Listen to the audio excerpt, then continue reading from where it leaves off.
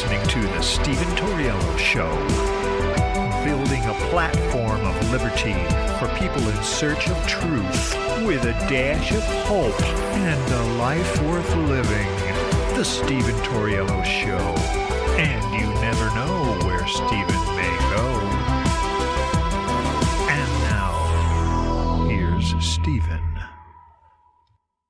What's up, ladies and gentlemen? Welcome to the show. So have you guys ever heard of the term doublethink? Doublethink is a term that was used in George Orwell's 1984. And it's a concept that, and it refers to the ability to hold two contradictory beliefs or ideas simultaneously and to accept both of them as true. So, for instance, people that think a man can be a woman and a woman can be a man, even though they know that they can't, science tells them that they can't, and they still believe the man could be a woman and a woman could be a man.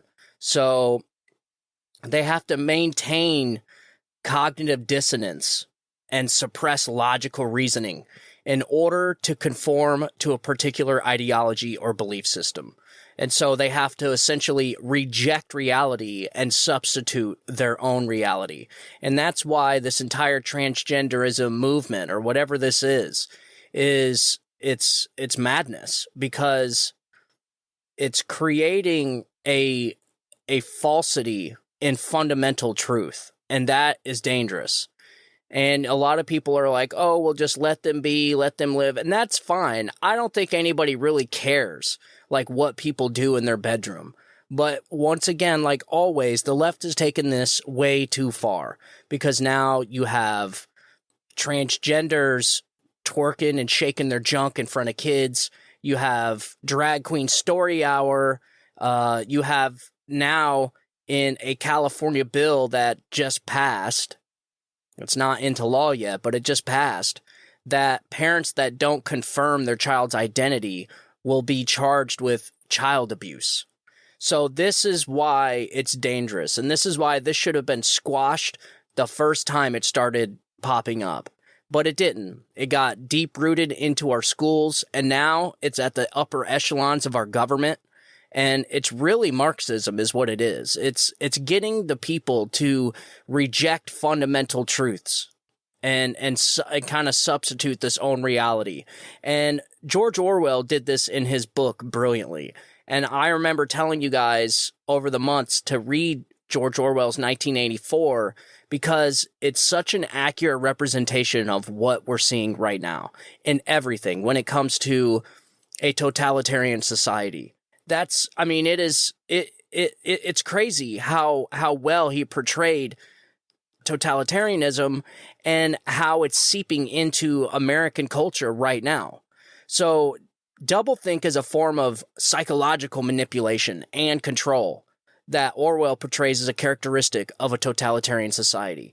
And I think people need to realize that this isn't just some innocent little thing that people should be allowed to do. This goes well beyond the bedroom. This goes well beyond what people do in their bedroom, well beyond people's sex lives, because now you upset people because now you're starting to mess with the children. And I've been saying this from the very beginning. The LGBT community needs to drop the T. They need to get rid of the transgender ideology from their community, because what it's doing is this transgender ideology, transgenderism, is wrapping itself in the LGB cocoon, a shield. And so it's using the LGBTQ community, the LGB community is what it should be, as a shield to defend off these incoming attacks. And then when the right side or anybody that disagrees with the transgenders indoctrinating and grooming kids, they just get to say, oh, well, what are you, a homophobe? You against the entire LGBTQ community now?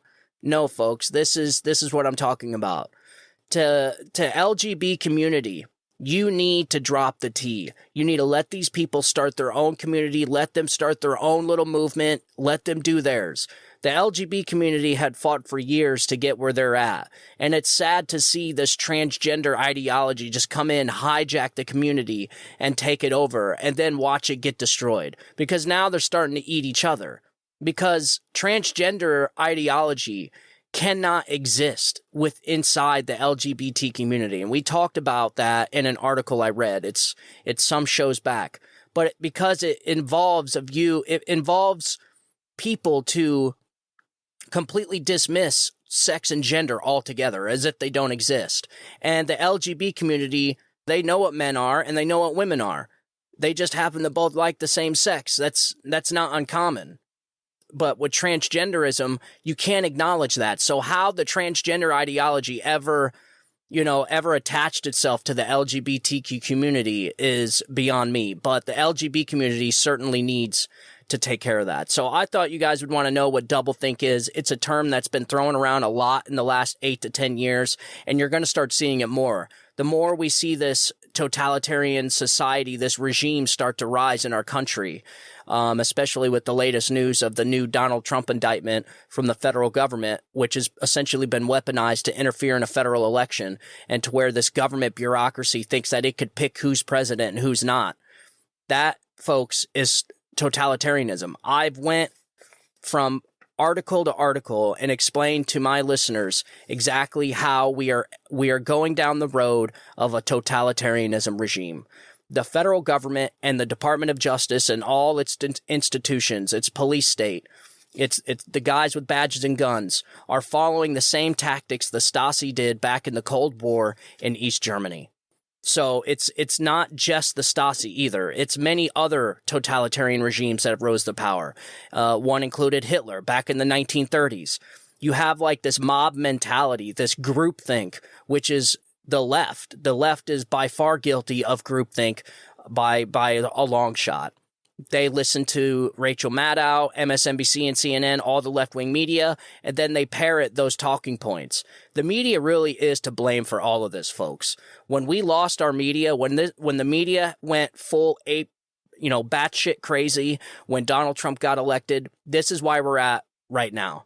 Because back then, you had to fundamentally deny truth that Trump was some kind of traitor or some kind of bad guy.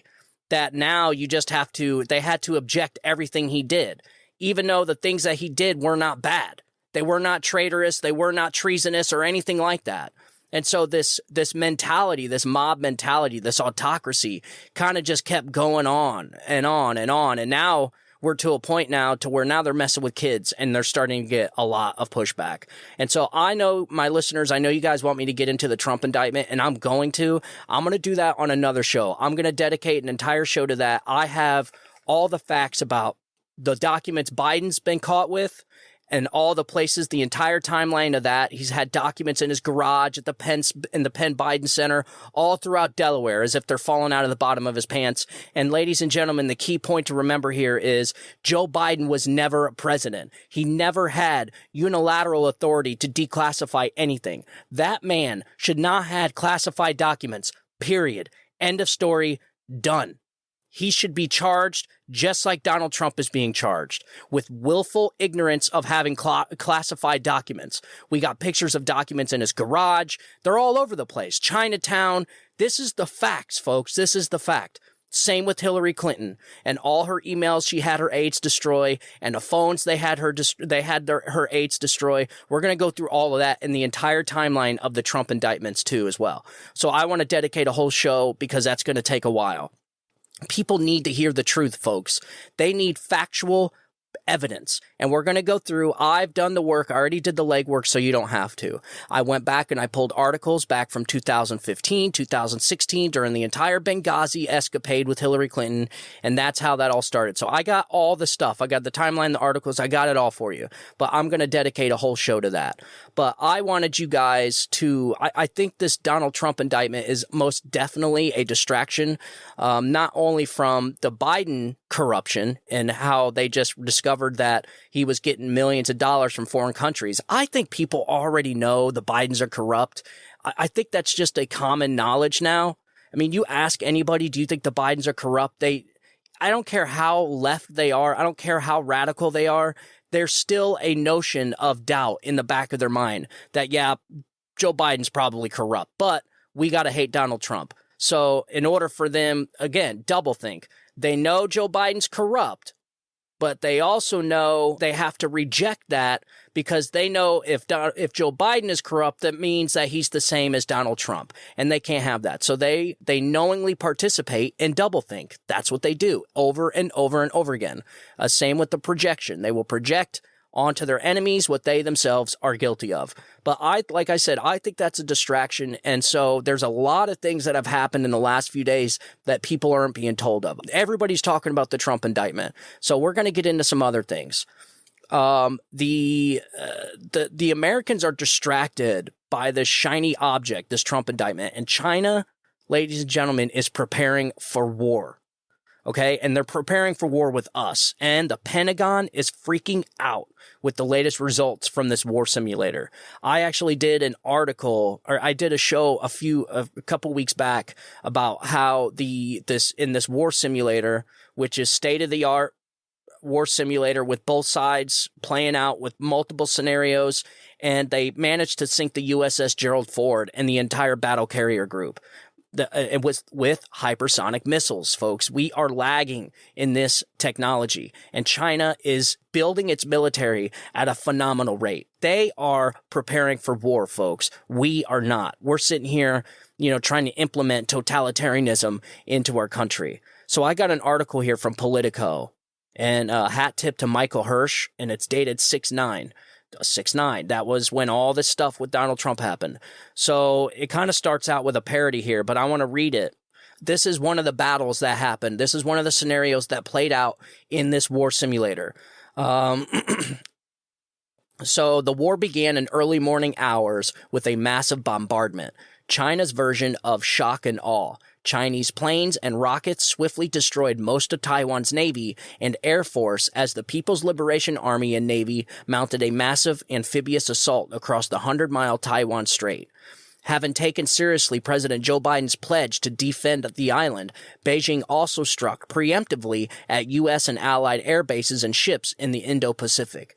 The U.S. managed to even the odds for a time by deploying more sophisticated submarines as well as B-21 and B-2 stealth bombers to get inside China's air defense zones. But Washington ran out of key munitions in a matter of days and saw its network access severed. The United States and its main ally, Japan, lost thousands of service members, dozens of ships, and hundreds of aircraft. Taiwan's economy was devastated, and as a protracted siege ensued, the U.S. was much slower to rebuild, taking years to replace its ships as it reckoned with how shriveled its industrial base had become compared to China's. The Chinese just ran rings around us, said former Joint Chiefs Vice Chair General John Hyten in one after-action report. They knew exactly what we were going to do before we did it. This guy's essentially blowing the whistle saying, look, we are not prepared for this. China knows we're not prepared for this, and they're essentially way outpacing us in military building. Way outpacing us. Not only they have hypersonic technology, and we don't, but they also have killer satellites. This stuff's popping off, guys. I mean, I don't want to be the fearmonger and freak people out, but they are preparing for war. They are. And then spy balloon, based off the articles I'm reading, that spy balloon was just to see our reaction. They wanted to see if we were preparing a military strike. They wanted to see how we were going to retaliate. They were testing the waters. They thought we were preparing for war too, but now they know we're not. And that is why they're cutting off our ships in the sea. So last week, a Chinese military cruiser, a battleship, cut off one of our Navy battleships in the Taiwan Strait or in the South China Sea by 150 yards. Essentially just gave the United States Navy the middle finger and said, yeah, what are you going to do about it? And then when Kirby reached out to have a meeting about this, they gave him the middle finger and said, you guys weren't even supposed to be here. This is our sea. You guys get out of here. That's essentially what happened. They refused to meet with Kirby, and that's how the discussion went. So this is essentially China saying, yeah, what are you going to do about it? They're taunting us, folks, is what they're doing.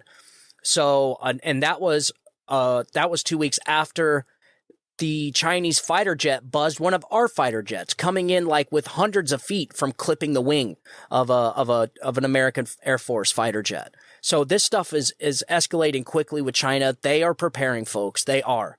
And I don't want to be the one to say I told you so. It's not what I want to do when a year down the road we're in a full-blown World War III. Also, China worked out a deal for an eavesdropping program with Cuba. Yes. So last week there was an article to where intelligence was essentially saying that China was working with Cuba. Hey, I'm trying to find it here. Okay, so right here. So I got an article here from NBC News. This, just a little backstory on this. Last week, the U.S. intelligence was essentially saying they think China is working with Cuba on like this eavesdropping program. And then, so today, there was an article released by NBC News, hat tip to Carol E. Lee and Courtney Cube. China has been spying on the U.S. from Cuba for years, according to a Biden administration official. The admission came days after the Biden administration denied a Wall Street Journal report on Thursday that China and Cuba had reached an agreement to put an electronic eavesdropping facility in Cuba, calling the story inaccurate. This is why, folks, we cannot have an administration like this when we're going to war. You guys remember during the Trump administration, we did not have to deal with this stuff. Everybody sees it. The only people that won't admit it are the insane radical leftists that want to see Donald Trump gone. Okay, everybody sees that this Biden administration is awful. It is awful. It is misery for everybody. And they're coming off as if the beatings will continue until morale improves. They openly lie to the American people. They're corrupt. They hide things from the American people. Everything about them is about optics. Nothing is successful with this administration at all. At all. The southern border is a disaster. The withdrawal from Afghanistan, a disaster. The economy, a disaster. Inflation, a disaster. Our military, disaster. Every single thing this administration touches, it destroys. And everybody can see it. And so this is what worries me about talking about war and China preparing for war, and we're not. And because the Biden administration, Joe Biden, the commander-in-chief, the head of our military, is asleep at the wheel and looks like he needs to be in a freaking nursing home, man. We're shuffling around, mumbling, bumbling, like he needs to be on a beach with a blanket on his lap feeding the pigeons. This is what freaks me out, man. So this NBC article, China has been spying on the U.S. and Cuba for years. But on Saturday, the administration said that China has had a listening post in Cuba for years, that it was a problem the administration had inherited, that the China had been upgraded the facility in 2019. Oh, of course. Go ahead. Blame the Trump administration. That is so typical of the Biden administration. And people are sick of it, man. I'm telling you. Democrats I know are so sick of this administration. They're sick of it. I can't tell you how many Democrats, I know it's anecdotal, how many Democrat friends of mine are sick of Joe Biden, sick of this administration, and realize they made a big, big mistake. And they did. And at least, they're not saying they're going to vote for Trump. A few did. A few did say that they would vote for Trump. A lot of them said that they would vote for DeSantis over this. They see that this is a disaster. They see this is not what it was supposed to be. And Joe Biden is nothing they were told he was going to be. So, again, typical, blame it on the Trump administration. Quote, when this administration took office in January 2021, we were briefed on a number of sensitive People's Republic of China efforts around the world to expand its overseas logistics, basing, and collection infrastructure globally to allow the People's Liberation Army to project and sustain military power at greater distance, the administration official said. So what did the administration do about it? Nothing. Obviously nothing. They just blew it off. They just blew it off, man. That's why this, and that, you know what? And it would help if Joe Biden was actually doing his job. He spends over half of his time in Delaware. He spends way more time than Donald Trump did on vacation. This is the problem. So it was a huge problem when Trump went golfing, but Joe Biden is in Delaware and Rehoboth Beach for 60% of his time during his administration, and there's no big deal. Nothing to see here. And they wonder why everything's a freaking disaster. So the Chinese government was considering sites around the world, said the official, and it upgraded its intelligence collection facilities in Cuba in 2019, which the official said was well documented in the intelligence record. This is an issue that this administration inherited, the official added. It was our assessment that despite awareness of the basing efforts and some attempts to address this challenge in the past administration, we were not making enough progress and needed a more direct approach.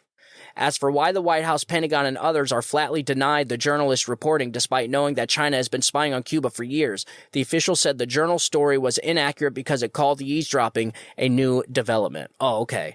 No, they wanted to lie to you folks. That's what this administration does. This government does nothing but lie to the American people. That is it. Nothing is what they claim it is. Nothing.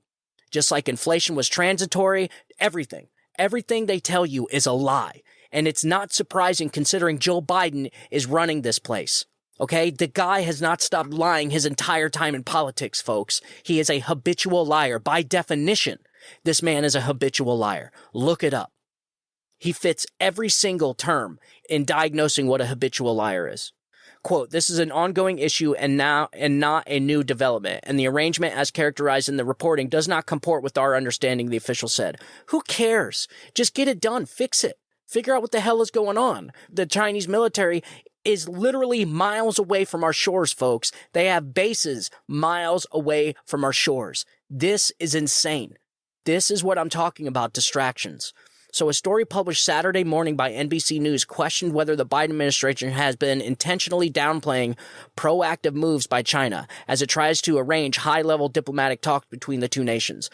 Does it not bother anybody that Joe Biden has been getting payments from China and the Chinese government for years? This is the problem. This is what happens when you have a compromised president. This is what everyone has to think of every time this guy downplays anything China does. When China does something that requires attention and Joe Biden just downplays it and allows a freaking spy balloon to traverse our entire country, the very first thing you have to think about is this guy paid off? Is this why China was paying him and his family millions of dollars? We don't know. We don't know because we have a crap media, man. Our media sucks. It all sucks. Now it's left up to us independent media outlets to do all this. And that is why people are leaving the legacy media and coming to independent medias like mine and Tim Pool's and all the other ones. Because our media sucks and they're the ones that got us into this freaking mess, man.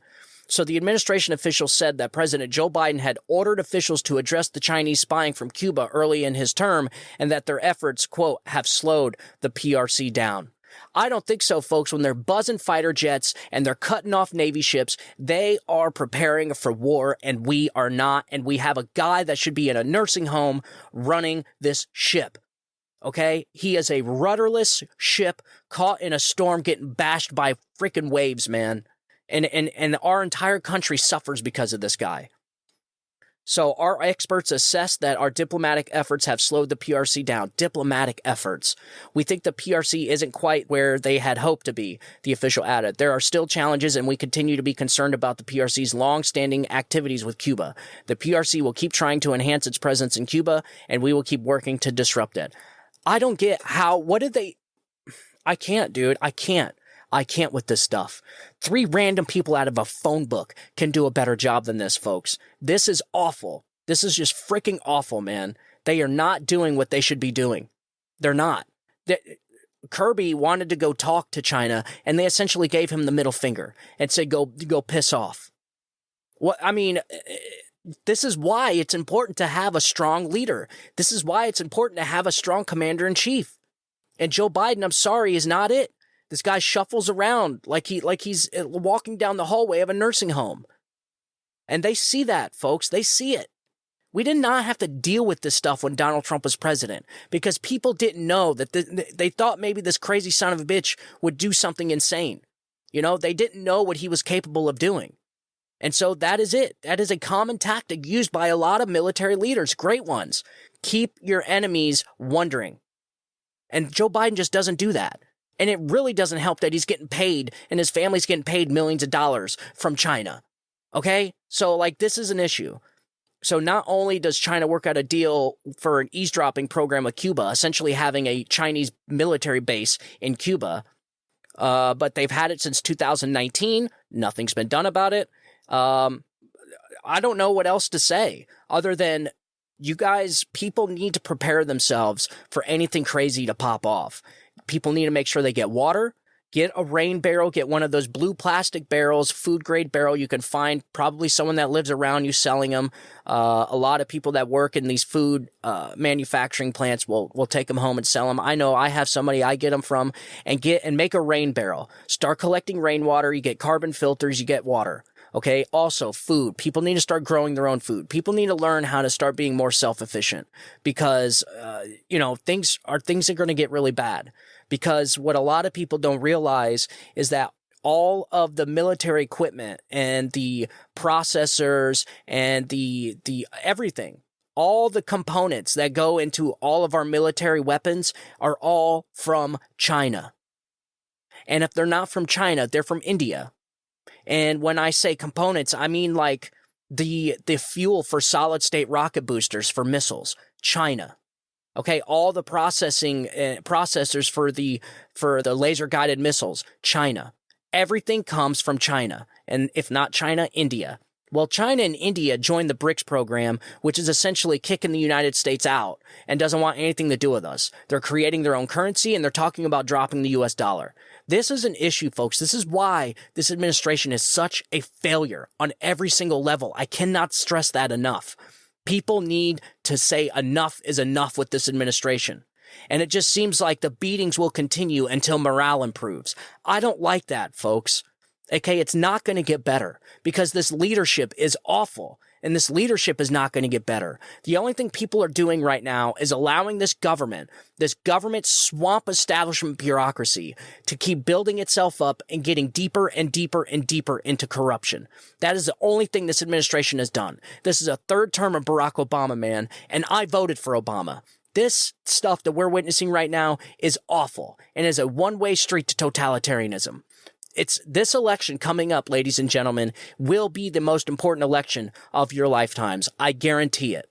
Because allowing this government to pick and choose who the president is a straight one-way ticket to totalitarianism. And you do not want that. The American people decide who's president. The American people determine who is going to run for president. That is called democracy. And it's sad that we have a group of people in this country that project all their craziness onto their enemies, like they're the defenders of democracy, while they're actively and knowingly kicking at the foundational pillars of our democracy, just waiting for it to collapse. And then you have people inside that regime that want to see this Constitution get ripped up. They wipe their ass with the Constitution. They hate it. They want to stack the courts. They want to federalize our election systems. These people are the threat, folks. They're trying to convince you that Donald Trump is the threat. Donald Trump was never a threat to people. 8 out of 10 people were doing better under Donald Trump than Joe Biden. Donald Trump is not a threat to you.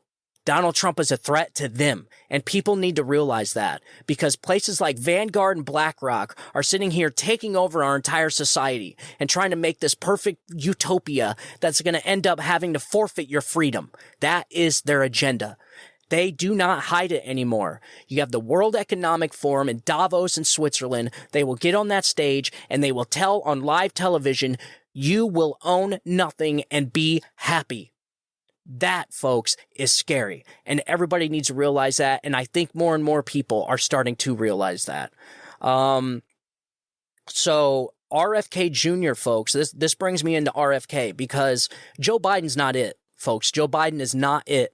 Democrats are looking for someone else, and that's what brings me to RFK Jr. So this guy right here is extremely interesting for a Democrat. So RFK Jr. sounds just like an old school Democrat, and he's climbing in the polls. And the Democrat establishment media apparatus is trying desperately to stop him, but they can't. When he first started his campaign, he had no money, no donors, no nothing. When he announced, he immediately shot up to 20%. 20%, folks. And you're talking about poll after poll after poll coming out where a majority of Democrats, 60, 70%, do not want to see Joe Biden run for president again. They cannot take this misery anymore. I'm talking about normal, rational Democrats. The crazy leftists, they're always going to be there. There's no convincing them. They only see red. That is it. All they see is red. They make no sense. They do not live in a functional reality. But normal Democrats want to see somebody else run as a Democrat. And it's just a shame that the Democratic Party and the DNC cheated Bernie Sanders out of his nomination in the last election. Twice. They cheated him twice. And these people just move on as if nothing happens. It's disgusting. So I got an article here from Blaze Media. RFK Jr. tells Musk he wants to permanently seal the U.S.-Mexico border and links shootings to pharmaceutical drugs. Boom. This guy, man, I'm telling you, this is very bizarre. This guy is an old school Democrat. RFK Jr. is your grandparents' Democrat. If JFK was alive today, they've said time and time again he would be a conservative today. Because the Democrat Party is not the Democrat Party I used to be a part of, or my family used to be a part of. This is morphed into something completely different. They hate this country. They hate this country. Why? Because Republicans love this country. They have this hive mind groupthink that they have to do the opposite of what the Republicans do or what Trump does. If Trump cured cancer, they would try and impeach him for overpopulating the earth. They will find any reason to hate Donald Trump, and that is certainly what we're watching right now. But this I find interesting, folks. RFK Jr. is climbing in the polls big time. He's like at 26% right now. So RFK Jr. joined Elon Musk, venture capitalist David Sachs, former Democratic lawmaker Tulsi Gabbard, and others for a Twitter Spaces interview Monday to discuss many of the issues he reckons should be at the forefront of the political debate going into 2024 presidential election. Kennedy, running for president as a Democrat, drew the ire of the liberal media for championing so-called right-wing ideas and misinformation. During the interview, which had more than 64,000 active listeners during the live broadcast and over 1.8 million listeners tune in since. And this was on the 9th. This was on the 9th. So no, this was on the 6th. There's millions of views on this now. So millions of people are tuning in to these interviews. And I think it's great. Elon Musk, whatever he's doing with Twitter, I like this. I don't like debates. The old school debate way where all the candidates get on stage, that's so stupid, folks. We got to get up with the times here. I like these little one-on-one interviews that they're doing on Twitter. I think it's great. I said from the very beginning that our presidential candidates, all the candidates should go on a show like Joe Rogan and just have him pick their brains. That's what I think, because the debates are meaningless. You're not going to get any answers out, and the answers you do get are completely fake because the candidates are trying to play to both sides and look the best. It's not honest. It's not an honest representation of how they're going to be. Look at Joe Biden. I could play you an audio clip right now of Joe Biden on that debate stage and lie to everybody on his job interview. That is what you get in these debates. Okay, when he was talking about how the laptop was all Russian disinformation. No, folks. That was very true, and he lied to the American people, and so did 51 former Intel agents, too. So the New York Times in particular took issue with Kennedy's expressed desire to close the U.S.-Mexico border, suggesting that there is a link between mass shootings and pharmaceutical drugs, and claimed that COVID-19 was clearly a bioweapon, and his criticism of Democrats penchant for war. Wow. This guy, man, I'm telling you, sounds like a freaking Republican, man. And Republicans need to watch out for this guy. Don't let Republicans vote for him. I could see a few crazy-ass Republicans voting for this guy. I really do. The people that don't like Donald Trump and don't like Joe Biden, but I don't know, the never-Trumpers I don't know. I definitely see a path for RFK Jr. here. And also, why is the New York Times, upset or takes issue when somebody wants to close our southern border? That, folks, we've had millions of people leach into this country. Millions. It is unsustainable. You're talking about an entire state's worth of population is now entering our country illegally. It's unsustainable. It's overflowing our schools. It's overflowing our hospitals, our medical system, our welfare system, everything. This is unsustainable. And just like Milton Friedman said, you can have a welfare state, but you have to have a closed border. Or you can have an open border and a free open state. But you can't have both. You can't have an open border and a welfare state. It just doesn't make sense, folks. That's like you going to the grocery store, filling up your cabinets and your refrigerator with food, and then telling the entire community they can come over and take whatever they want. Like, that is what we're dealing with. It's unsustainable. It's the dumbest thing I've ever seen. Nobody, when I was a Democrat, the Democrats were for secure borders. They were for closed borders. They followed the immigration laws. There is bipartisan hope of getting it done. This year, the Senate passed an immigration reform bill by a wide bipartisan majority, and it addresses the key issues that need to be addressed. It would strengthen our borders. It would level the playing field by holding employers accountable if they knowingly hire undocumented workers. It would modernize our legal immigration system so that we eliminate the backlog of family visas and make it easier to attract highly skilled entrepreneurs from beyond our borders. It would make sure that everybody plays by the same rules by providing a pathway to earn citizenship for those who are living in the shadows. A path that includes passing a background check and learning English and paying taxes and a penalty and getting in line behind it, everyone trying to come here the right way.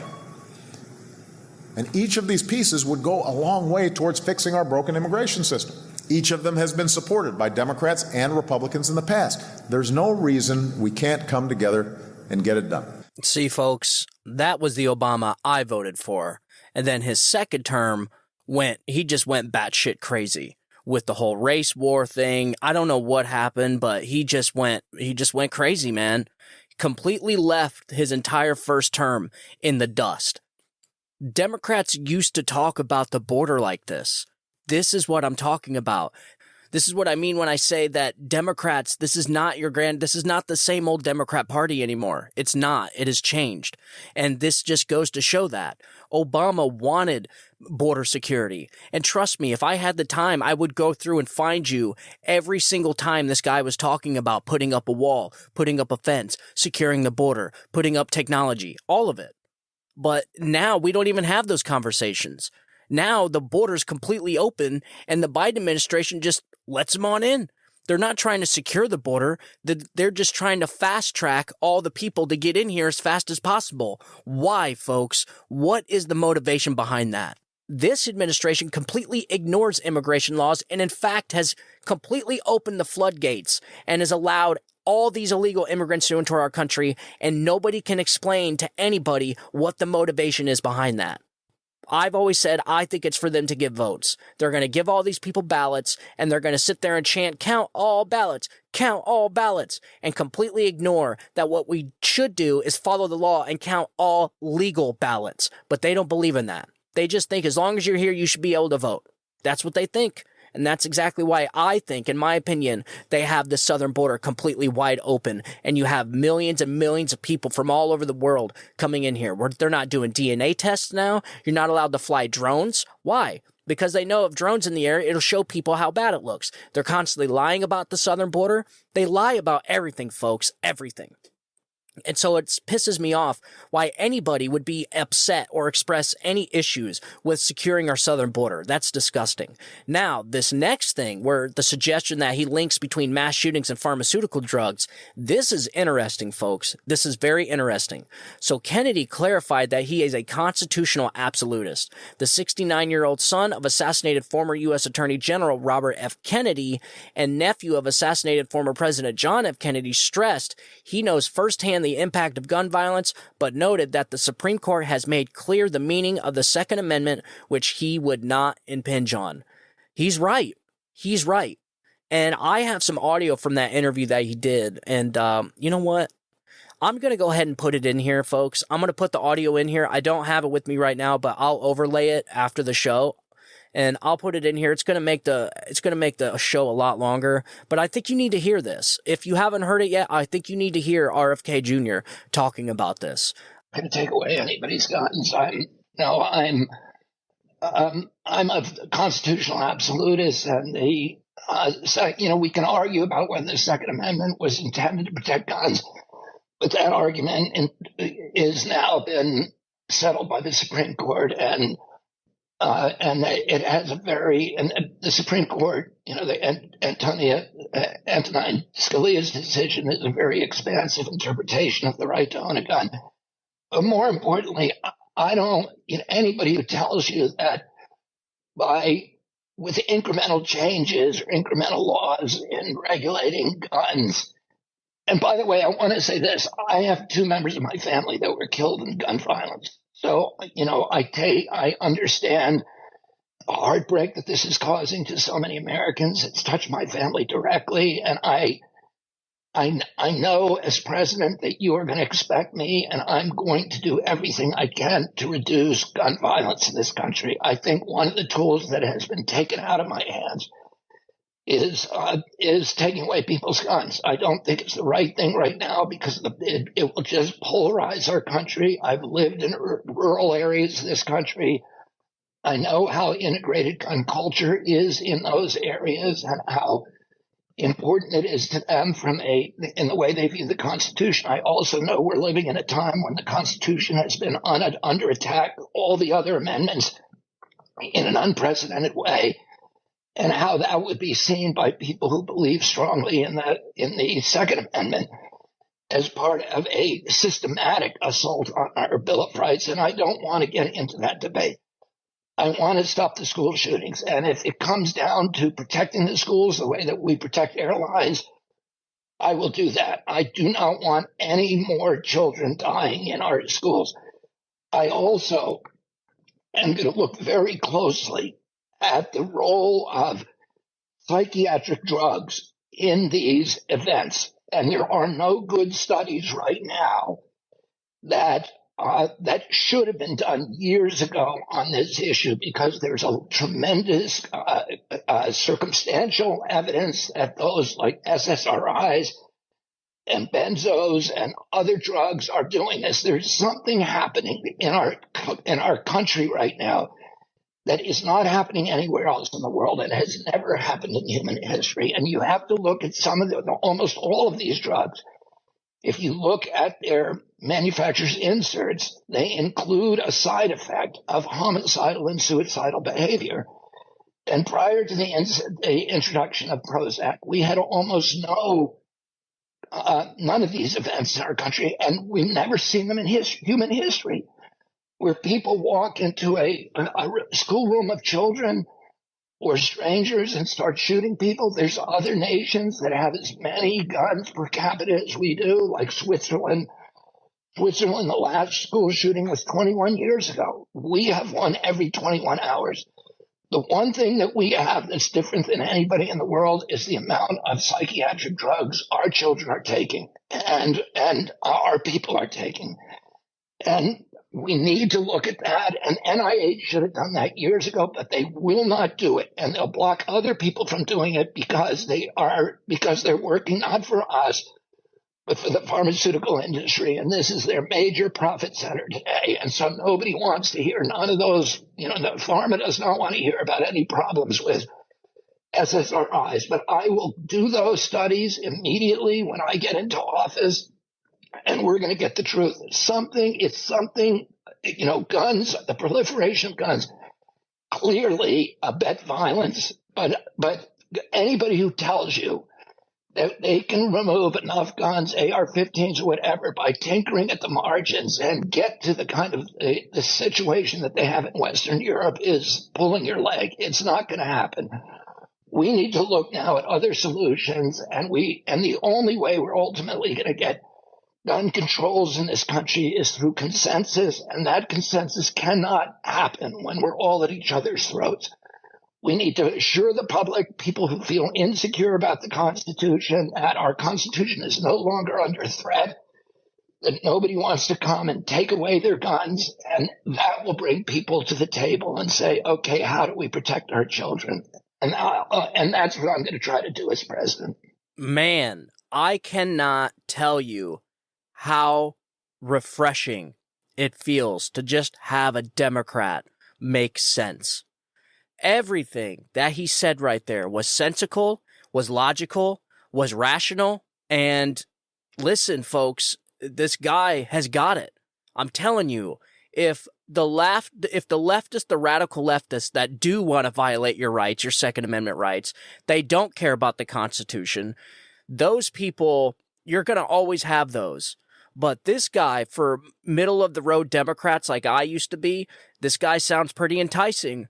And so when he was talking about the vaccine, or when he was talking about the pharmaceutical companies and mass shootings, he's right, folks.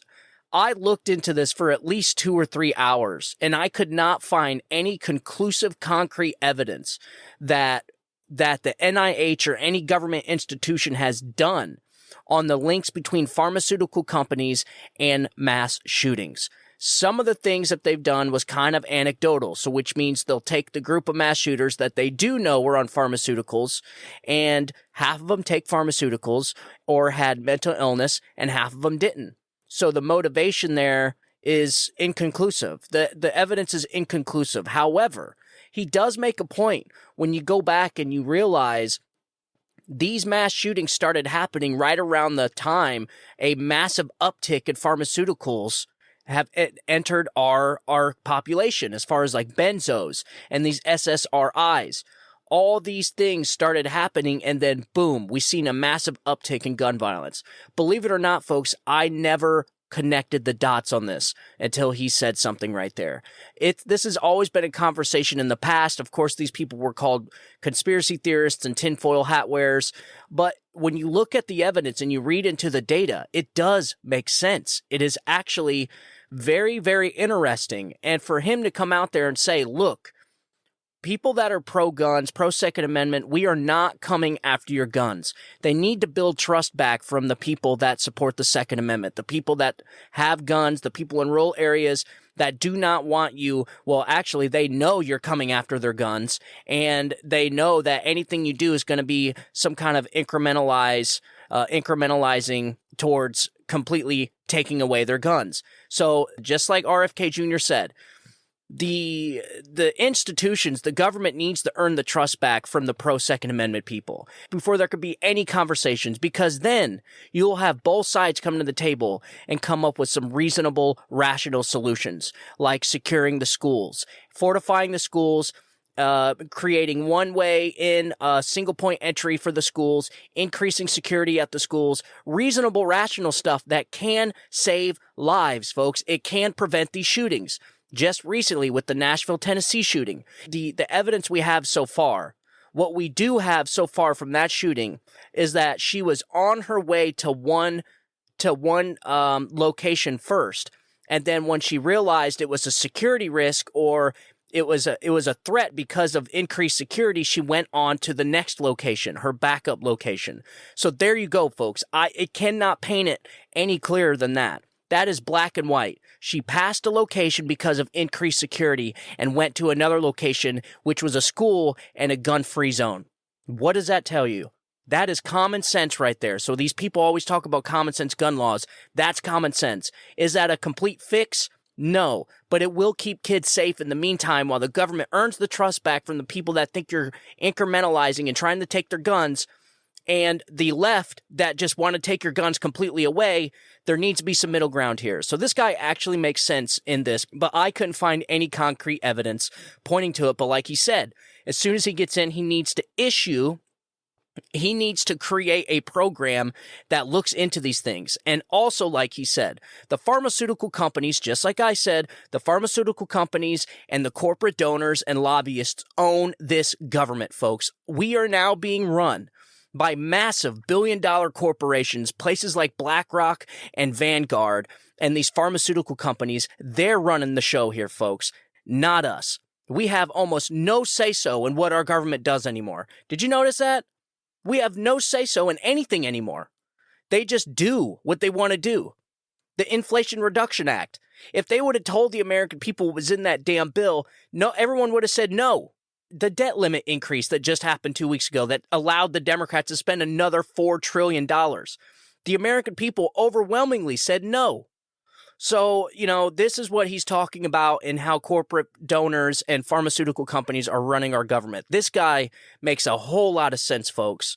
So I'm glad I put this audio in here. I'm glad you guys got to listen to it. It's important that you listen to all sides of the story, even the side you don't agree with. But RFK Jr. here, man, he's going to make some real headway. He's going to make some problems for Joe Biden. All right, so let's continue on. Extra to acknowledging gun culture is deeply integrated in rural communities around the nation and that taking away Americans' guns is not the right thing. Kennedy noted that further infringements on the Second Amendment would be rightly recognized as part of the systematic assault on our Bill of Rights. Man, when the Constitution has been under attack in an unprecedented way already. Yeah. This guy, man, he gets it. He gets it. That's why I want to play the audio for you so you could see it. And then he hits on one thing is so closing the border. So this is what he says about closing the border. So according to U.S. Customs and Border Protection, over 1.4 million illegal aliens stole into the country between October and April alone. Think about that, folks. In October and April alone, 1.4 million illegal immigrants. So between October 21 and September 22, the number of Southwest land border encounters was well over 2.3 million, and another 1.7 million entered illegally between October 2020 and September 2021. So you're talking over 4 million, and that's just the ones we know about, folks. You're talking probably by the end of Biden's term, tens of millions of illegal people inside this country. Tens of millions, unassimilated, with no health care, with no job, with no dude, this is insane, and I just don't understand who benefits from this. It's certainly not this country. And this is the kind of stuff that Democrats are starting to notice. Not the radical left, but normal Democrats are starting to recognize this. I know. Man, I have a ton of people I know that vote Democrat, and they see the issues with this Biden administration. They were sold a rotten bag of goods, folks, and they know it. So beyond reevaluating the country's approach, it is to its involvement with southern nations, he stressed. Above all, we need to seal the border, especially since illegal immigration has profound impact on the American poor. And it does. And you know what? I'm going to go ahead and insert that clip of the interview as well. Yeah, we need to seal our border. The function, it is a key existential function for every nation in the world to be able to control immigration at its borders. And having millions of people, or hundreds of thousands, in this case, millions of people flowing across the border is not something any nation can or should put up with. And worst of all, it's created a humanitarian crisis at the border. The notion that we have an open border is now a gospel around the world, so that people are flying in from all over the world, from Europe, from China, from Asia, taking planes to Ecuador, and then there's and being assisted by nonprofit groups and by government groups to actually make their way to the United States border in buses, and that needs to be shut down. And one of the ways that we do, and a lot of the Latin American and Central American immigration is the direct result of bad U.S. policies in the South, austerity programs, the war on drugs, the funding of death squads, the installation and support of juntas, military dictatorships, and genocides in those countries that have been happening for decades. And we need to address those issues. But above all, we need to seal the border. I'm actually going to the border tonight. I'm crossing the border, I think, around 3:00 in the morning. Into Mexico, and I'll be talking with people on both sides of the border and talking to stakeholders. And over the next 3 days, be meeting with people from the Border Patrol and elsewhere to try to formulate policies that will seal the border permanently. And the flow of we have people in this country who are poverty stricken and who don't have access to, because the paucity of public assistance, don't even have access to public assistance. And, we need to be protecting the people in this country, in our urban populations and rural populations. 57% of Americans could not put their hand on $1,000. If there's an emergency, we don't have the capacity to support a lot of new immigrants, this huge flood of new immigrants that's coming into our cities and stressing the school systems, stressing the social service systems for people who are already, for Americans who are already struggling with. It needs to be turned off. And that's what I will do as president. I am going to imperviously make that border impervious. And, there's other countries that have this issue. Israel has this issue with African populations, and using a variety of different technologies at their border some fencing, but mainly technological surveillance. They've been able to shut it down. And we need to be doing the same thing. And as president, I will do that. I will also open up legal immigration so that the immigration that we do need that's going to be beneficial to our country and economy will continue. But we cannot have uncontrolled immigration at the border. Folks, who does that sound like? That sounds like Donald Trump. Does it not?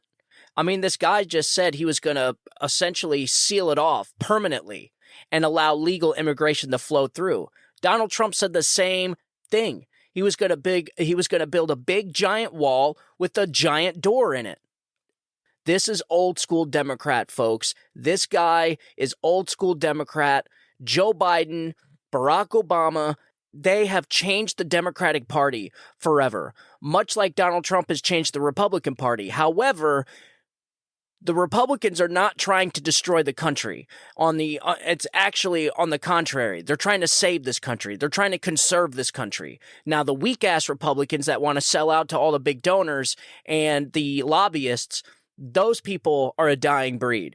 They are going extinct because the Republican Party is becoming this awesome, middle-of-the-road kind of anti-war, but still want to protect other countries and allies and securing the southern border. I mean, it's becoming a really awesome place. It's a huge tent, ladies and gentlemen. Everybody's invited just as long as you're happy. That is it. The left, they're like a bunch of miserable people that hate each other, whine and bicker at one another, and when you try and go over there to have fun, they just yell at you and ask your pronouns. So you tell me which side you want to be on. I feel like it's important that you hear all the candidates' outlooks. I think it's important that you hear all of them because the media is not playing this guy. The media is trying to cancel this guy, just like they do with everything else. The media and the government are in the same entity. They are one and the same. And so what they're trying to do is get Joe Biden across the finish line again because they don't know. These people in media and government are so detached from American life. They do not know what struggle is right now. They cannot see it. Most of these people don't even pump their own gas. And so they would love to see Biden get across the finish line, completely disregarding the amount of damage this guy has done in just the short time he's been in office. I mean, so do not rely on the media to give you any kind of honesty when it comes to other candidates. They're just not going to do it. They're not.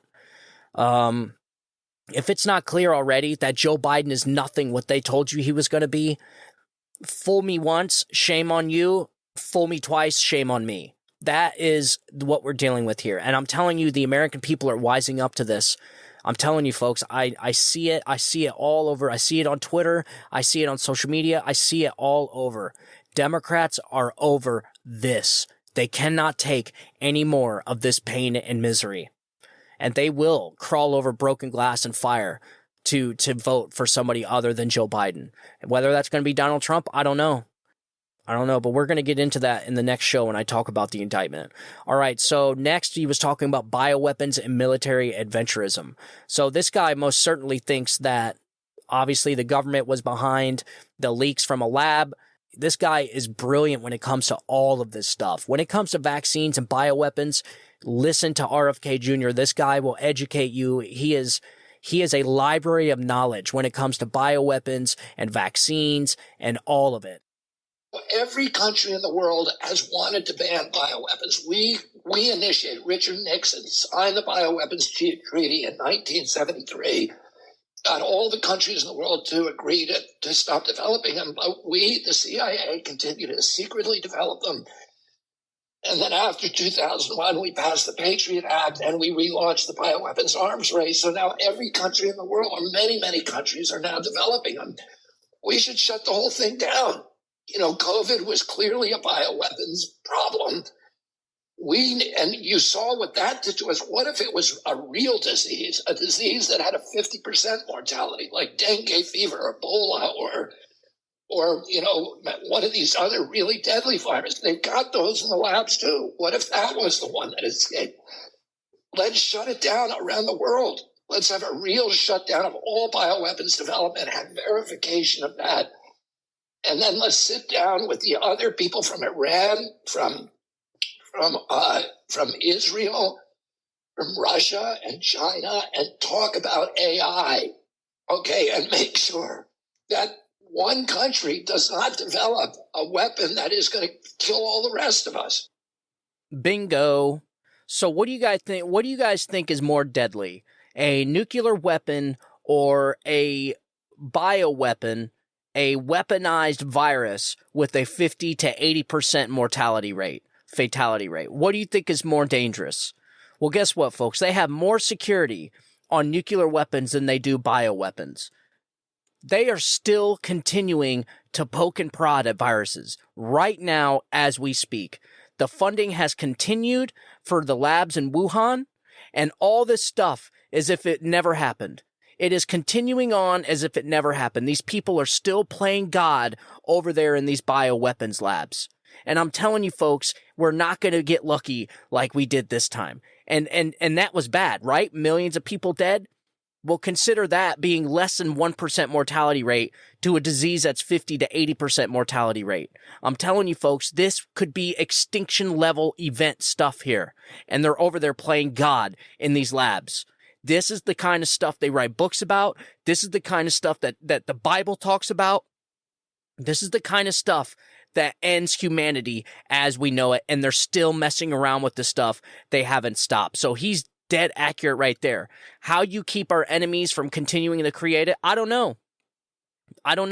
It better be a lot better than our nuclear security, I know that, where we give Iran a 6-month warning before we go over there and check things out. You know, we give them enough time to where they can completely bury their centrifuge plants under the ground. You guys remember that? Where we gave them 6 months before we went over there to check it out, and they did aerial photos, and there was like a giant 6-acre square that looked like fresh dirt, where there was a building like 2 months before, 3 months before. The building was just gone, and they just buried the shit, man. So again, this guy is right. And this is why Democrats hate him. This is why the left hate him. This is why MSNBC hates him. This is why CNN hates him. This is why the Biden administration hates him. This is why they're going to try and censor this guy. You guys pay attention. This guy's going to make some serious headway coming up to election time.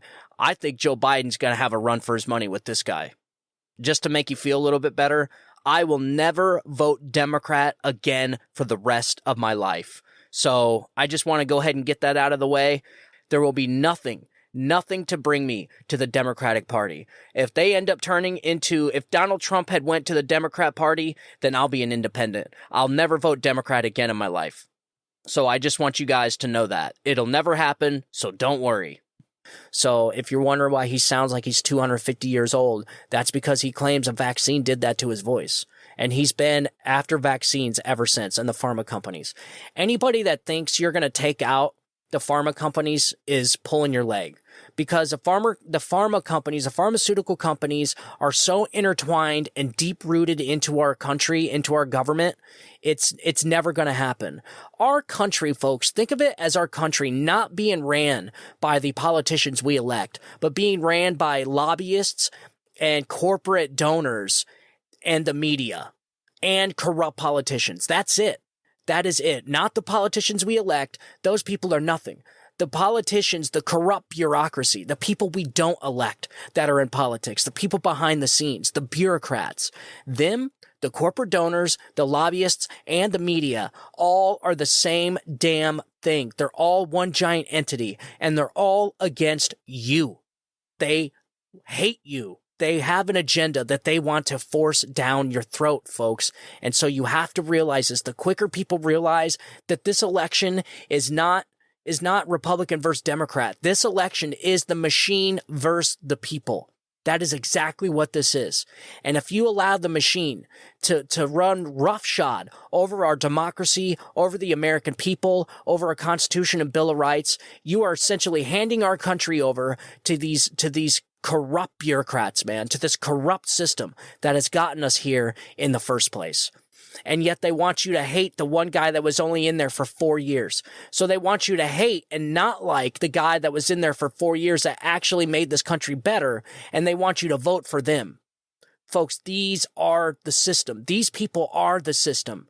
This is an insurrection, folks, what we're dealing with right now. But I digress. I'm going to get into the next show.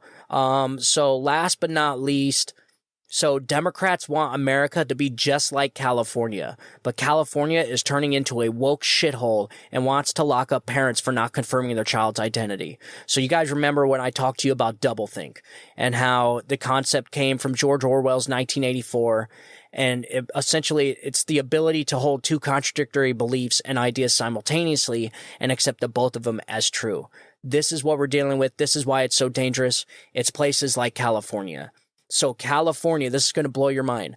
California bill would charge parents who don't affirm transgenderism with child abuse. Yes. So an updated bill in California has introduced the inclusion of, quote, affirming a child's sexual transition as a requirement for parental responsibility and child welfare. This means that failing to affirm transgenderism for a child would be considered abusive according to the proposed California State Family Code. So AB 957 successfully passed California State Assembly on May 3rd and subsequently underwent amendments by a co-sponsor in California State Senate on June 6th. The proposed amendment to Section 31(1) of the Family Code outlines several factors that the court must consider when determining the best interest of the child in custody proceedings. This addition suggests that a parent's support and affirmation of their child's self-identifying gender would become a crucial factor in evaluating the child's well-being in custody cases. That's it, folks. So essentially what they're saying is, per code, a judge has to determine if a child's being abused, and they have to refer to, are the parents affirming that child's identity? This is crazy, folks. This is the stuff I'm talking about. That is, this transgenderism is just taking over our country like a cancer. And I feel like the LGBT community could really help this country out by pushing these transgenderism and pushing this transgender ideology out from their community and letting them, and just leave them out there. And let them build their own community. Let them fight for their own stuff, man. Let them get their own sports and everything. The LGBT community needs to push the transgenders out because it's not the same thing. And they're hijacking the LGBT community and turning it into an enemy. And they're not. It's not, man. So, like, I'm not one of these Republican conservatives that don't, that completely disregard same-sex marriage. I'm not. I could care less who you marry. I could care less what you do in your bedroom. Okay, but this stuff, this grooming the kids, this transgenderism stuff, even the gay community does not want this. They don't want any part of this. They know what a man is and they know what a woman is. They just both happen to like the same sex. So it's like, they don't want any part of this transgenderism and the grooming the kids and the drag queen story hour. None of it. You could see it on Twitter. I could see it with the LGB drop the T trending on Twitter. So this is why this is dangerous. And you're going to start seeing this stuff pop up if we do not put a stop to this. This is why Ron DeSantis would be an effective president. Because he knows what the woke culture is. He's taking care of it down here.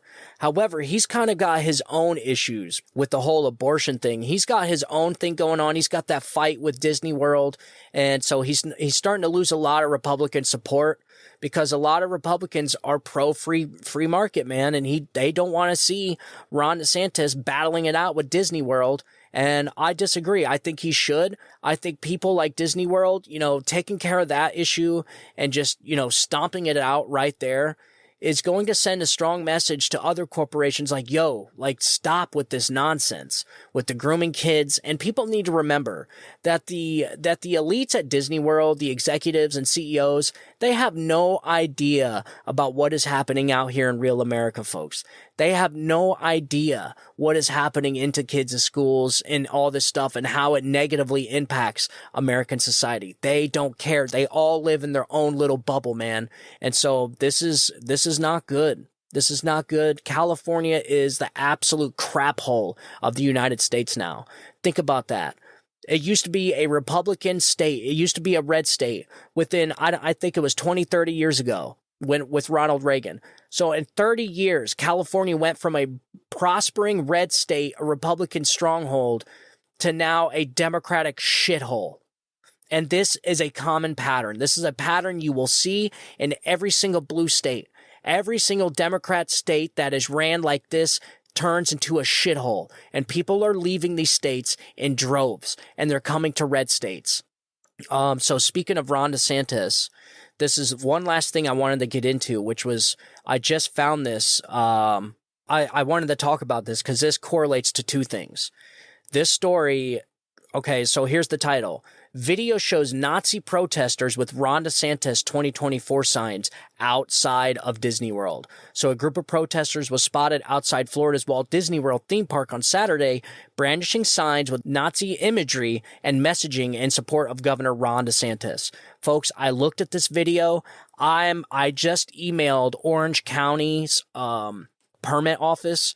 I want to know who requested the permits for this demonstration. I want to see the demonstration permits because, folks, I'm telling you, I think the feds are popping up these white nationalist Nazi rallies all over the country. This is the third one that we've seen now that just popped up randomly, and all the people are wearing masks. They're all in uniforms, like they're almost all matching, wearing the same stuff. They're all fit and well built. You guys remember I played the audio of Joe Rogan where he was talking about how all these people look like feds. Look at these guys. Where's the fat people? How come they're all wearing the same clothes? Do that again. What the fuck is this? Have you ever seen anything that looks more like feds? Tell me that doesn't look like feds. Out. It's like the 101st Airborne. Bro, look at this. These guys are all runners. These guys look like they just got out of buds. I mean, look. The fuck out of here. Look at this. The fuck out of here. How do they all have like uniformed outfits on? They have the same color pants for the most part. Very little variation. They have tan or brown pants, dark blue shirts with the fucking stupid flag on it. This asshole's got a drum. Back that up. Look at the fucking drum. Bitch, are you Paul Revere? What the fuck are you doing with that drum? He's walking around with a band drum, it's like white a high power school drum band. line. This is so stupid, it hurts my feelings. They have the same fucking size flags, the same white coloring on their face, the same tan hats on. Get the out of here. And why are they wearing masks, by the way? Like, Because they're cowards. right. Or they're feds. Yeah. Like, What was the thing recently where they found out that a great percentage of the people... the Michigan thing. Yes. Explain that. These are the people that were trying to kidnap the governor. Explain that. I don't know. I didn't cover the story, but basically it was an attempt to kidnap Governor Whitmer, right? Yeah. And they found out that a high percentage of the people involved were FBI informants. It was notorious in the 60s and 70s, this idea of having, agents provocateurs in the crowd, when they had COINTELPRO, yes, and the assassination of Fred Hampton, the infiltration of the Black Panthers, all this stuff. It was understood that the FBI did this stuff. Now suddenly people on the left disbelieve instantly that this happens. I think all these people are feds, folks. The memorabilia or the signs that they're flying, like the Nazi flags and all this stuff, they're all brand new with creases in them. These people are feds. Folks, they are feds. And it's just so ironic that people are not connecting the dots here. The same month that the FBI whistleblowers came out and said that the FBI is inflating the numbers to make it look like there's more white nationalist and white supremacy cases than there is. And you coincide that with now these Nazi rallies popping up all over the place. This is the feds, folks. They're trying to create a division in our country. Now, I can't tell you what their motive is. I think they're trying to start another race war. I think they're trying to, this is for the election. All this is for the election. People need to understand that the FBI and these intel agencies are part of the swamp now. These are not the people's police. They are not. They are the government's police.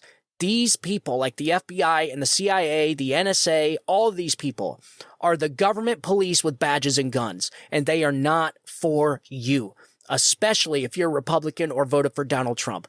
They're trying to label you and characterize you as a white supremacist, white nationalist. I have the paper right here, folks. I did a show about it. You guys remember the pyramid of far-right radicalization, where they lumped the Make America Great Again rally, Fox News, the National Rifle Association, Prager University, Dennis Prager, Charlie Kirk over there, Turning Point USA. They labeled all these and put them all in the same group with the Nazis on this pyramid. They are trying to convince the country that anybody that votes Republican, anybody that supports Donald Trump, anybody part of this movement, this Make America Great Again or Put America First, this America First movement, is domestic terrorists. That's what they're trying to do. I'm telling you, I see a pattern here, and I'm connecting the dots, folks. And it's actually quite disturbing. And so these rallies, these white nationalist rallies, keep popping up all over the place randomly. And for some reason, the media is not interested in actually getting to the bottom of who's pulling these demonstration permits. They got to be getting permits, folks, because in one case, the Nationalist Front or whatever it was called, they were being escorted by police. And so there has to be demonstration permits being pulled. And I want to know if these people are feds. Folks, we have our own federal government is creating false flag operations. They are conducting false flag operations against American people. The same thing with January 6th. Every time more, and we did a show on this too, every time we see more footage of January 6th that day, you know, the footage that Nancy Pelosi and their committee didn't want to release to the public. Every time we see more of that footage, the more and more it looks like that was a orchestrated false flag operation. When you now know that we've had, I don't know how many undercover informants there at the rally, telling people to go, go, go, helping people scale fences or helping people scale rafters, helping people up onto the Capitol. Like, those were informants, folks. That is disturbing. This is what they're trying to do. And then not only that, but we don't even have the truth behind January 6th, unfortunately. The Nancy Pelosi committee was not for getting the truth. It was not for getting answers. It was to persecute Donald Trump and try and throw him in jail so he doesn't run for re-election. That's what this is for. Everyone needs to realize that nothing is a coincidence in politics. Our White House, the corruption running through this corrupt temple in Washington, D.C. is so deep, it is so thick, that it is starting to become obvious to the American people because it's become so corrupted. The entire thing, folks, the entire system is against you. You are the problem. If you voted for Trump, if you're Republican, or if you just don't want to go through with this nonsense that the Democratic Party keeps shoving down your throats, these radical leftists, this Marxism, if you don't agree with that, essentially, if you don't toe the line of the Democrat narrative, the leftist narrative, you are going to be characterized as a domestic terrorist. I'm telling you, folks, I see the pattern. And so this is why people really need to pay attention. I've been saying this for weeks now. Pay attention. Our government is being run by corporate donors, lobbyists, the media, and corrupt politicians and bureaucrats in Washington, D.C. This is not being ran by politicians we elected. The system has been corrupted, folks. It has been corrupted, and it's been corrupted for a long time, but it's getting worse because they see Republicans and they see this movement, this Make America Great Again, this America First movement. They see people that just want freedom away from their government. Anybody that wants to shrink government, anybody that wants less government, or anybody that calls out the government's corruption, they want to label them and characterize them as domestic terrorists so they can do exactly what they did to the January 6th protesters. And you have political prisoners right now rotting away in jail for, in some cases, just going there to the grounds, and in some cases, not even going. You have one guy serving 20 years in prison, federal prison, and he wasn't even there at the riot that day. Folks, we have a government that has been weaponized against the American people. I cannot stress this enough. This is the insurrection, folks. This is the government taking over our country. Okay? It is becoming totalitarian. It is becoming Marxist. It is becoming a system you do not want. And I'm telling you, I see the pattern. I see it. I read this stuff all day long. And this Donald Trump indictment is nothing but a distraction, folks. It's nothing but a distraction. I said that in the very beginning. And we're going to be getting into that next show. So I want to read some things that I got on how tyrants can rise to power without immediate pushback from the people, and using through a combination of factors. And so, number one is manipulation and propaganda. So tyrants often employ tactics to manipulate public opinion, control information, and spread propaganda to create a favorable image of themselves and their agenda. Folks, this is exactly what we're watching right now. The media, the Democratic Party and the leftists, the corrupt government is using the media like a tool to not only bludgeon Republicans, but also manipulate public opinion. Like the Russia collusion hoax, like this climate change hysteria. They are using the media as a manipulation tactic to manipulate public opinion. Propaganda. Okay? They control the information, just like what Nancy Pelosi did. She was the only one that had any of the footage and any of the data or any of the facts about January 6th. So she got to handpick and select what she wanted to release, and she released them selectively to make it look a certain way. That is propaganda, folks. And when you have a media that comes out and repeats the same talking points over and over and over again as if it was scripted by the same damn person, that is propaganda. And what do they do best? They make the Biden administration look good. Nothing Joe Biden can do is wrong. Even though he's had classified documents in his garage and all throughout Delaware, it's Donald Trump that they want to take down. Joe Biden did nothing wrong. Same thing with Hillary Clinton. Same thing with Barack Obama. You see what I'm saying, folks? They're trying to create a favorable image of themselves and their agenda. They want to convince you that solar panels and windmills are a great idea, even though it's their lobbyists and donors that own these manufacturing companies, and a lot of them are from China.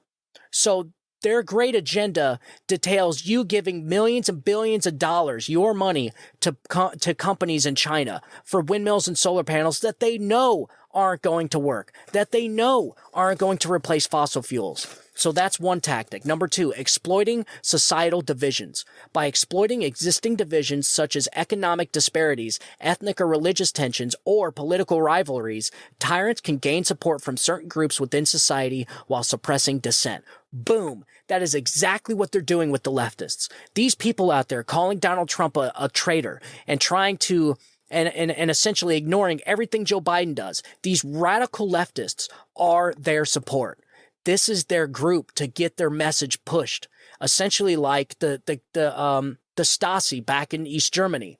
So they exploit existing divisions. So like what? Like race wars. Every time before an election, they start this black and white division because Democrats know that's the only way they're going to get votes is if by working up the African American community in our country.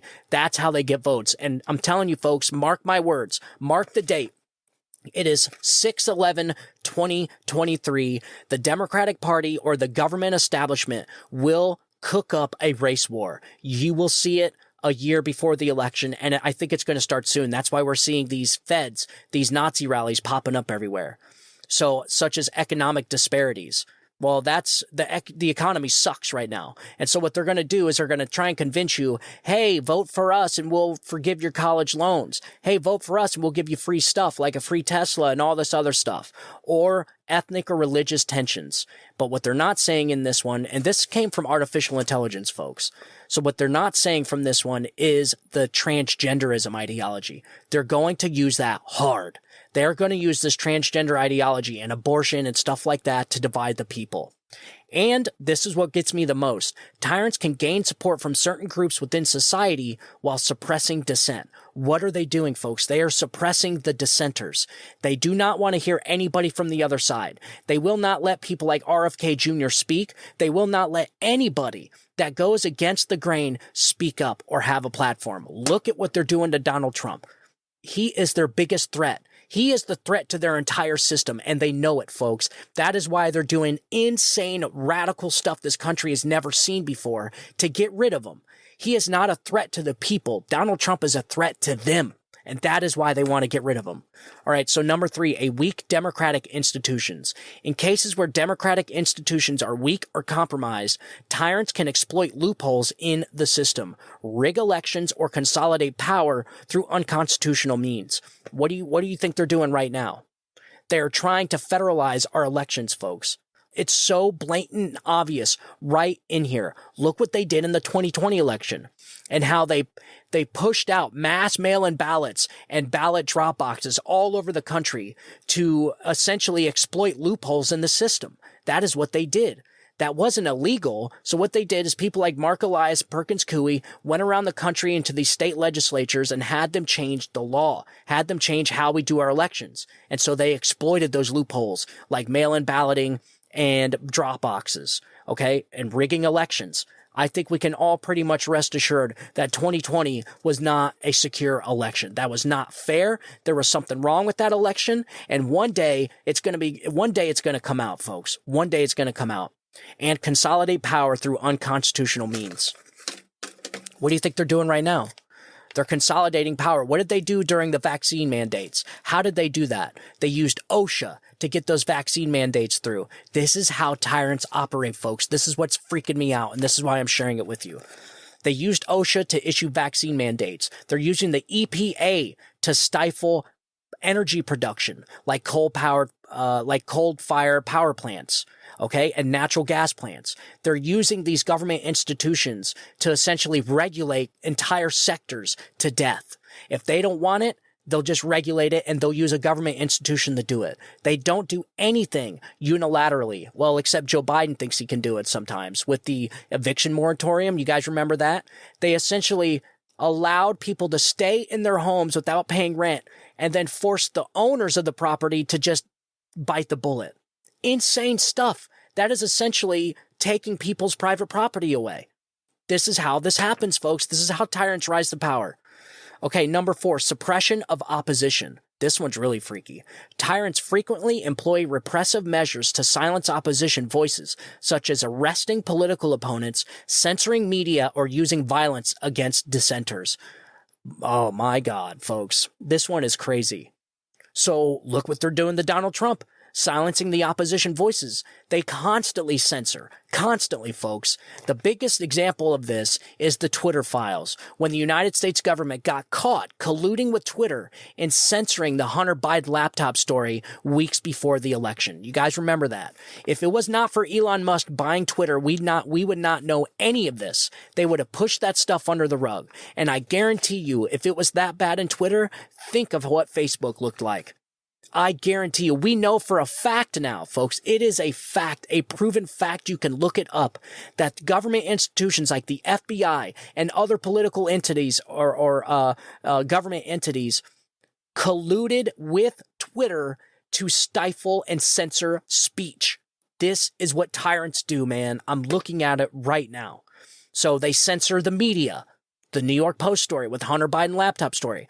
That is the first time I have ever in my entire life seen a news outlet like the New York Post, one of the oldest news outlets in our country, going all the way back to our founders, be censored completely. They had their Twitter account banned, abolished, until they went through the struggle session. Okay, they were completely banned. No channels to share the story whatsoever. This is crazy. And then look at Tucker Carlson. What happened to Tucker Carlson? Part of the agreement with Dominion was that if Fox News lost the lawsuit, that they would have to fire Tucker Carlson and get rid of any other rebel rousers. So Bongino left. I don't think that was because of that. It was a contract thing with him. But look at Tucker Carlson. The most effective voice on that entire channel was fired because he was talking about things they didn't want you to hear. And using violence against dissenters. That's Antifa, folks. That's Antifa and BLM in 2020. We watched these people go around and burn cities down, man. Nobody's going to sit here and tell me that January 6th was some crazy insurrection while simultaneously completely ignoring the BLM riots of 2020, the Antifa riots of 2020. Folks, $44 billion in damage was done. People were killed, murdered. Cop cars firebombed, courthouses firebombed, houses, apartments firebombed, burned down, stores rioting, looting, stealing, killing. This is the violence against dissenters. And you wait and see. You wait and see what else happens come 2024 election. This stuff is going to get wild, folks. I want to hurry up and get through these. I got one more. So this is the last one, fear and intimidation. The use of fear and intimidation tactics can discourage people from openly opposing the tyrant, as they may fear persecution, imprisonment, or even loss of their lives. How many people you think are willing to go protest on the Capitol anymore? Why not? Could it have anything to do with political prisoners sitting and rotting in jail right now for people that didn't even do anything, that just showed up there at the protest and they're rotting away in jail in a federal prison? Thousands of people, folks, thousands. And these people were not violent. They're being locked away right now. Why? Not for punishment, but to send a message. You protest anything we do here in this government, we will take care of you. And that's the stuff of tyrants, folks, with persecution, imprisonment, or even loss of their lives. Loss of their lives, folks. This federal government, the federal justice system is locking people away for years for protesting their government. And then do I even need to mention Donald Trump? Look what they're doing to him. This is why Donald Trump always says, they're not after me, they're after you. I'm just in the way. And the truer words have not been spoken, folks. That man is in the way. And as soon as they got him out of the way, they're coming for you next. They're going to be coming for me. They're going to be coming for all these independent media outlets. All of them. On my last show, we talked about how they're using artificial intelligence to silence podcasters, to ban podcasters, to censor them, using PolitiFact and Snopes. This is it, folks. That was it. That was the five things of how tyrants rise to power without any pushback from the people. This is what happens. This is the tactics they're following. I cannot be any more clear. I just went through 5 examples, 5 tactics of what they do. And in every single one can point to something that the government is doing right now. The government's using people. The government's using the Democratic Party. They're using the media. All these, and not only that, but these crazy ass people on the left, these people that want to see MAGA supporters rounded up and sent to re-education camps. You guys, you know what? I'll prove it. I'll show you what these people think of Trump supporters. I screenshot the message. I screenshot a message that I was talking to somebody on Twitter, and I'm going to read to you exactly what she said. So this was talking about, I can't remember what the conversation was, but somebody brought up over 3 months straight, Antifa burned out businesses, looted and destroyed affordable housing under the supervision and guidance of Democrats. This person put, I know what the story was about. The story was about an anti-vaxxer over in London or something like that was arrested and sent to prison, folks. Sent to prison, okay? This person wrote, another lunatic Trumper. It's going to take a long time, but if one by one is the only way, we have a lot of work to do. There you go, folks. That's your fellow American. That person that wrote that comment is the person in these tactics right here. A person that has been completely subdued, completely submersed in this movement, this democratic establishment corrupt system. You know, folks, even the Nazis had supporters. Even Hitler had supporters in those crowds. He didn't rise to power by himself, folks. He had a lot of people supporting what he was doing. And how did that turn out? And it's people like this one that just wrote that message I just left you. After all the damage has been done and people's lives are destroyed and this country is a heaping pile of rubble, they get to just recede back into the shadows of society, okay, without ever mentioning it again, without ever having to admit that they supported it. These people are supporting tyranny. They are supporting the rise of a totalitarian regime. They are supporting Marxism. These are the supporters that are watching this country burn to the ground and watching a totalitarian regime rise to power. So I wanted to make sure I shared that with you. So this show has definitely went on longer than I wanted. I'm going to have to put in that audio clip. I will try and piece one together and put it in for you guys so that you can listen to it. I'll get all the key points that RFK Jr. was talking about, and then I'll put it in the show. And right now, as I'm watching breaking, so it looks like the Democrats are still after Clarence Thomas. You want to know something interesting, folks? Clarence Thomas is the lead judge over the 11th Circuit Court, which means he may be getting Donald Trump's case when that case gets appealed to the Supreme Court, which it most certainly will. That's going to be pretty interesting. I'm going to be talking about that in the next show. So I just wanted to share with you guys what the next show is going to be about. And as always, thank you guys for listening to the show. Thank you for all your support. I would not be here without you, and I would not be doing the show if you guys weren't listening. So as long as you guys keep listening, I'll keep making these shows. And you guys need to share the show with your friends and family because they need to know this stuff. Let your family listen to how we are watching the rise of totalitarianism through the tactics we're witnessing from this federal government and its weaponized media and its weaponized government institutions, and how it's all being ran by corporate donors and people like BlackRock and Vanguard. So make sure you share the show with your friends and family so that they know what we're up against. And folks, it's going to get rough. I told you it's going to get worse before it gets better, but I promise you it's going to get better. I promise. I do see the pendulum swinging. I just hope it's not too late. I'm afraid that this government has got a stranglehold on everything. And I pray to God that it's not too late, and that the American people do still have a voice and a say-so in how this country is ran. So we'll find out come 2024. But like I said, things are going to get way, way worse. You guys just hang in there. Donald Trump is going to be fine. He's got excellent lawyers, and they're going to get through this. Alan Dershowitz said this is a bogus case, and the audio that they're talking about is this big, the nail in the coffin for Donald Trump. It's nothing. All that requires that Donald Trump explains himself and what he was talking about. All this is over. It's all going to get appealed to the Supreme Court anyways. All they're trying to do is interfere in our elections. That is the stuff of tyrants. Joe Biden promised us unity and gave us a banana republic. So make sure you share the show with your friends and family and tell them to follow the show as well. You can find the show on Rumble. I highly doubt it's going to be up on YouTube because I don't like hearing this stuff. Again, right, with the dissenting opinions like we just talked about. And definitely don't ever think that YouTube is not part of the government establishment. They most certainly are. If you say something they don't like, they will absolutely ban you from YouTube.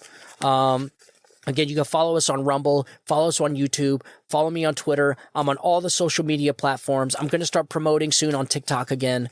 And if you guys want to reach out to me, you can get a hold of me at StephenTorrielloShow@gmail.com.